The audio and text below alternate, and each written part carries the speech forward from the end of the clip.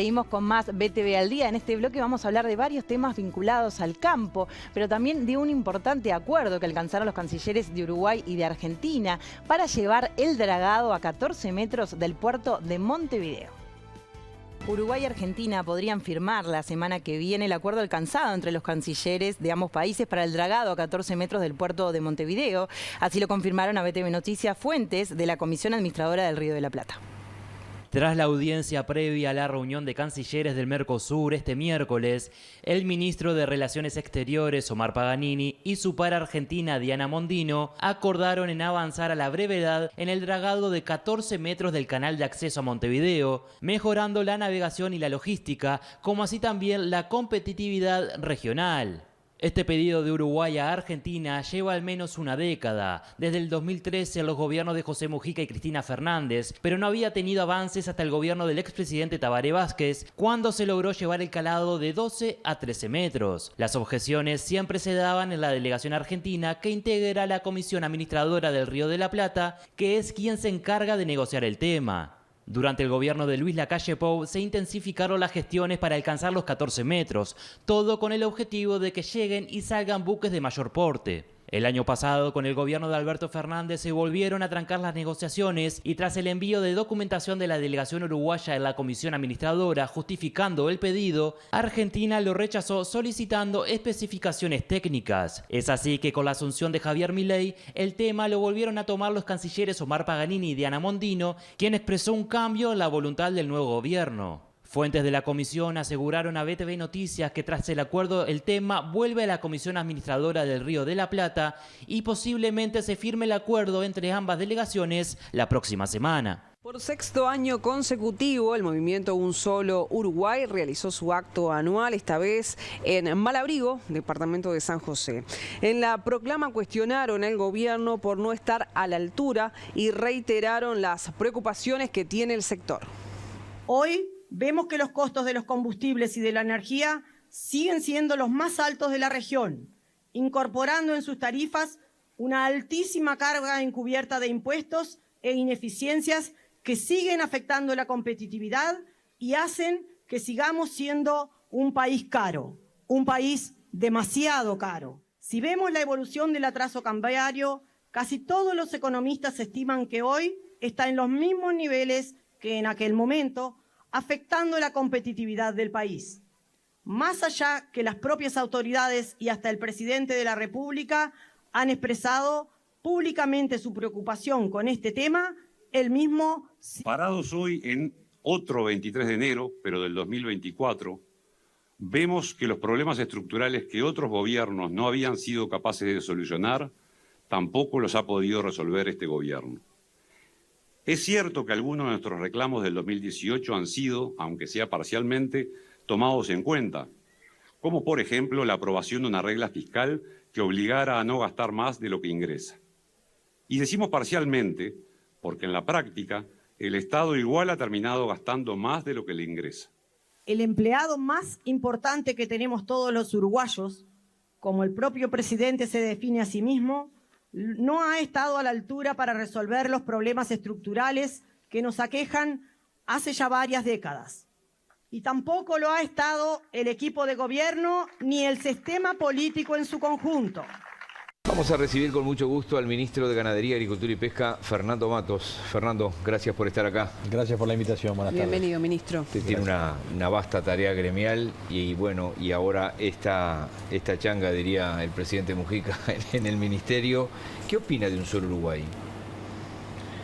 Es un movimiento que nació con mucha fuerza hace ya 6 años, que convocó a muchos productores con una plataforma que en su momento fue autoconvocada y que muchos compartíamos. Concurrimos a la primer convocatoria porque realmente eran planteos que entendíamos que eran necesarios y compartibles en su esencia, y tal vez muchos de los que todavía están planteando podemos estar compartiendo, otros no tanto. Evidentemente esto es democracia, se puede opinar, pero claramente ha habido una adhesión bastante menor en los últimos años, inclusive luego de algunas deliberaciones internas, por lo que leímos en la prensa, están recorriendo el camino de tratar de inscribirse como partido político, por lo menos un sector del propio movimiento. Así que bueno, dentro del juego de la democracia me parece que está libre. Hemos tenido en el pasado alguna reunión con ellos, pero bueno, ellos tienen un tono bastante crítico, están en su derecho de hacerlo. Muchas de las cosas, de los predicados que ellos llevan adelante, evidentemente no compartimos, y desde la acción del gobierno estamos siempre abiertos a recibir a cualquier organización como puede ser esta. Ellos han dicho públicamente que en los últimos tiempos han solicitado reuniones con el gobierno y que no los han recibido. Suponemos que obviamente se trata de su Secretaría de Estado. ¿Ha tenido algún tipo de petición para algún encuentro? De mi parte no hemos tenido. Yo recibo a todo el mundo, así hemos tenido alguna ocasión que los hemos convocado nosotros al propio movimiento por alguna consulta, pero últimamente no hemos recibido ni consultas y bueno, estamos a disposición como a cualquier grupo organizado o cualquier ciudadano que quiera acceder o que tenga alguna preocupación. Ministro, en las últimas horas se han generado cuestionamientos públicos de representantes de Palestina, específicamente de su embajadora aquí en nuestro país, por los negocios del gobierno con Israel, y bueno, está la exportación de carne con hueso bovina y ovina de nuestro país. ¿Usted ha tenido conocimiento de esto de las últimas horas? ¿Está trabajando? ¿Se han comunicado ellos con ustedes para expresar de alguna forma su malestar? ¿O cómo evalúan esta situación que se está generando? Bueno, sentimos las manifestaciones de la embajadora de Palestina en Uruguay, que me parecen inadecuadas. En ese sentido, la propia Cancillería convoca que se trata estos temas, y creo que hoy fue convocada a esos efectos para esclarecer su situación. Ha quedado sin efecto porque el presidente, la información que tenemos en BTV Noticias, ¿no? Esto no se ha dicho públicamente, se lo digo yo. La información que tenemos es que el presidente quiere que sea el canciller que hable con ella, y no Albertoni. Como el canciller está en Paraguay de cara a la reunión de mañana, perfecto, Paganini es el que la va a recibir, ha quedado suspendido. Pero acá lo que ocurre es que se intenta asociar esta habilitación que se venía persiguiendo hace bastante tiempo, mucho antes aún de que se declarara este conflicto último que tanto impacto está causando en toda esta zona del Medio Oriente, cuando nosotros ya veníamos gestionando esta habilitación, como tantas otras con otros países. Nuestro rol en el Ministerio de Ganadería es abrir mercados. Lo hemos hecho con todos los países independientemente de su régimen político. Lo hemos hecho con Cuba, lo hemos hecho con China, con la Unión Europea, lo hemos hecho con Rusia, con cualquier país, independientemente de su situación. Porque en definitiva es nuestro rol, lo que tenemos que hacer es abrir más oportunidades de trabajo para los uruguayos. Entonces, evidentemente, estas declaraciones desafortunadas de la embajadora de Palestina, pretendiendo asociar una habilitación del mercado con una posición determinada que el país ha tomado en el seno de las Naciones Unidas, me parece que es un tema que no corresponde. Indudablemente que un año completamente diferente al que teníamos en esta misma altura de 2023. Ya el año pasado, bueno, el verano venía muy seco, el país enfrentó una de las sequías más importantes de la historia, que generó, entre otras consecuencias, que la cosecha de verano sea realmente desastrosa. La cosecha de soja, por ejemplo, se perdió el año pasado prácticamente en su totalidad, y estos números impactaron en las exportaciones de Uruguay, en el ingreso de divisas que se fueron evaluando allá por los meses de fines de abril, mayo, junio, que es habitualmente donde Uruguay comienza a exportar soja. Pero para este año 2023 la situación viene distinta. Las lluvias han estado llegando, en algunos casos allá por fines de noviembre, diciembre, se registraron algunas precipitaciones importantes que obligaron a agricultores a realizar alguna resiembra, pero obviamente es una situación mucho más manejable que cuando se tiene que enfrentar una situación de sequía. Uruguay va a tener aproximadamente en este año en el entorno de 1.100.000, 1.200.000 hectáreas de soja aproximadamente.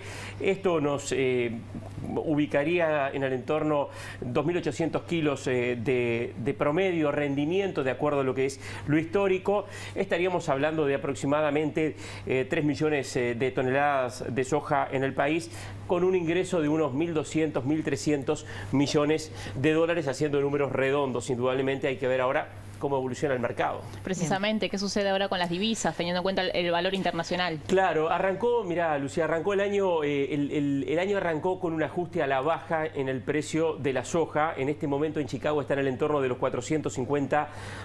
El año pasado, noviembre, diciembre, la soja en Chicago, que es la referencia del mercado internacional, tocó los $500. Se especuló mucho con una producción complicada en Brasil por la sequía que afectaba sobre todo al estado de Mato Grosso. Luego el USDA, el Departamento de Agricultura, fue corrigiendo esta información. El mercado tomó esa producción de Brasil, de Estados Unidos, y la soja comenzó a bajar. Ahora está en el entorno de los $450. Con el descuento, Uruguay queda con una soja de $400 y esa es la cifra que te da. Si hoy tomamos como base $400, te da un ingreso de $1.200 millones aproximadamente. Quédense ahí porque en el próximo bloque vamos a hablar sobre los atractivos turísticos que tiene Uruguay, que los promocionó en la Feria Internacional de Turismo en Madrid, en España.